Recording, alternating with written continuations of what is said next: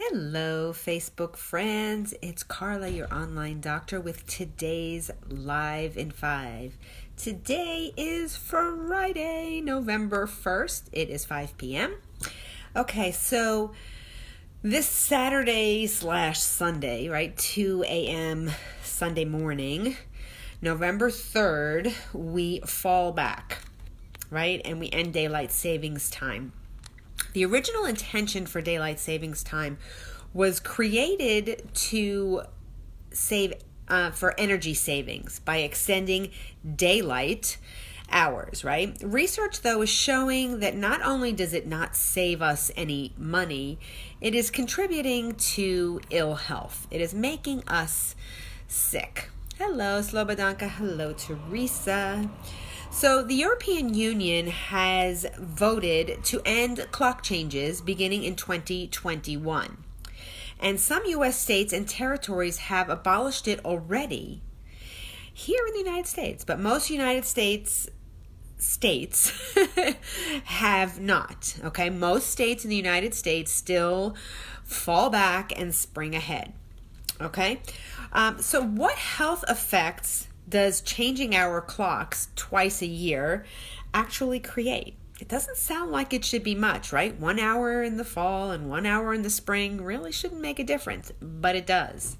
So a few studies show that there are increased number of accidents on the Monday following a time change. Another study in 2009 showed an increase in workplace injuries in the days following a time change. Cardiac events, heart attacks specifically, are more common on Mondays in general compared to other days of the week, but the risk is even more pronounced on the Monday and Tuesday following spring time change. Okay, so we're in the fall, so no worries, but it's still significant why that could happen, why 1 hour time change in the spring can increase your risk for heart attacks. In 2014, data presented to the American College of Cardiology conference revealed 25% increase in heart attacks on Monday in the spring after a time change and a 21% decrease in the fall when the hour of sleep is regained. That is pretty cool. Now, other problems associated with daylight savings time, as changes in sleep can create a cascade of effects throughout the body, it is not surprising that studies also show daylight savings clock change affect academic performance.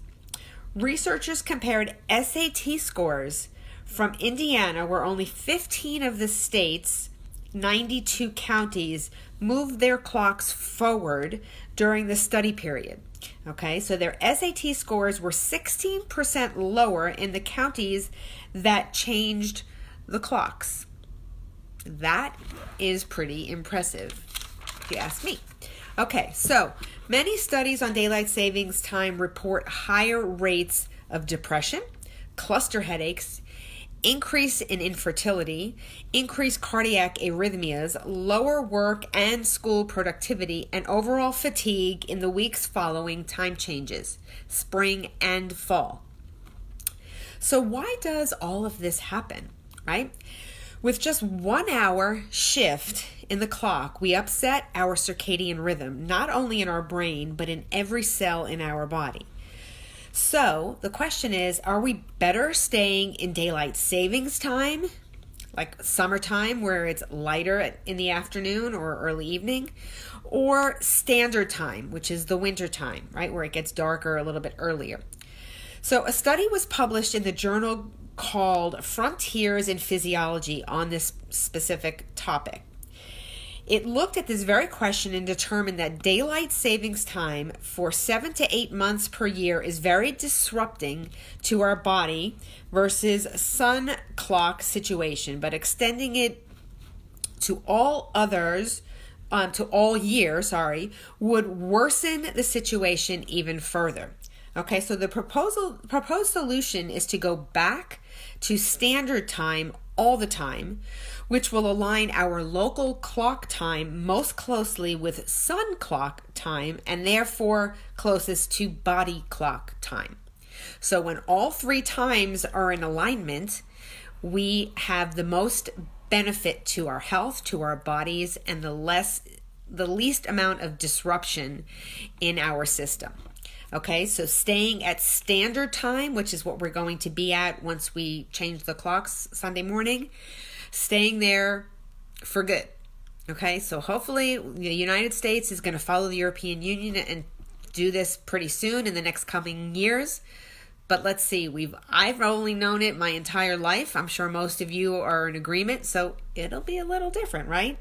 So quick tips. How do you adjust faster to the time change?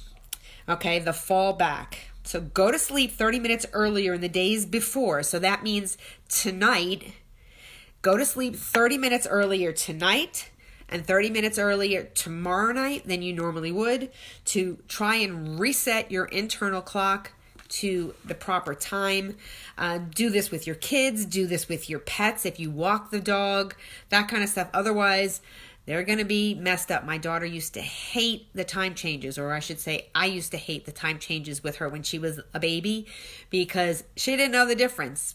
Whatever, she was used to getting up at a certain time, so clock changes mess up little babies and pets, and therefore mamas and papas. So on that note, I hope you guys are having an awesome day, an awesome Friday. I hope you have lots of fun things planned for your weekend, your first day of November. And I look forward to seeing you guys on Monday for another Live in 5.